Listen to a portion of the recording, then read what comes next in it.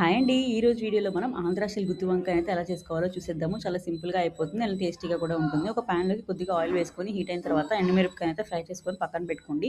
అదే ప్యాన్‌లోకి కొద్దిగా పచ్చెనగపప్పు, మినపప్పు, ధనియాలు వేసి బాగా దూరగా వేయించుకోవాలి. ఈ వేయించుకున్న పప్పులు మొత్తాన్ని ఒక మిక్సీ జార్‌లోకి అయితే తీసుకొని చల్లార్చుకోవాలి. ఈలోపు మనం వంకాయలను అయితే ఫ్రై చేసుకుందాము.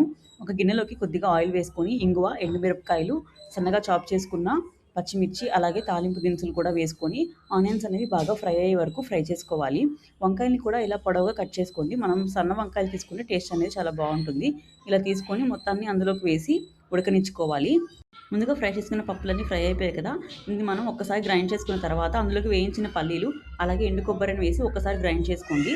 ఇందులోకి మనం కొద్దిగా చింతపండు అలాగే సన్నగా చాప్ చేసుకున్న ఆనియన్స్ని కూడా వేసి మొత్తాన్ని మెత్తగా గ్రైండ్ చేసుకోవాలి. కొద్దిగా వాటర్ వేసుకుంటూ ఇలా పేస్ట్ లాగా వచ్చేలాగా మనమైతే గ్రైండ్ చేసుకుంటాము. ఇప్పుడు కొద్దిగా సాల్ట్ని కూడా వేసి ఇలా పేస్ట్గా గ్రైండ్ చేసుకొని ఆల్రెడీ వంకాయలు అయితే మనం మగ్గించాం కదా, ఇవి ఆల్రెడీ ఆల్మోస్ట్ మగ్గిపోయాయి. ఇందులోకి మనం ముందుగా చేసి పెట్టుకున్న పేస్ట్ని కూడా వేసి ఒక 5 మినిట్స్ మీడియం ఫ్లేమ్లో ఉడికించామంటే ఎంతో టేస్టీగా ఉండి గుత్తి వంకాయ కూర అయితే రెడీ అయిపోతుంది. వేడివేడి అన్నంలోకి నెయ్యి వేసుకొని గుత్తి వంకాయ కూర వేసుకొని తిన్నారంటే టేస్ట్ అనేది చాలా బాగుంటుంది. Thank you for watching.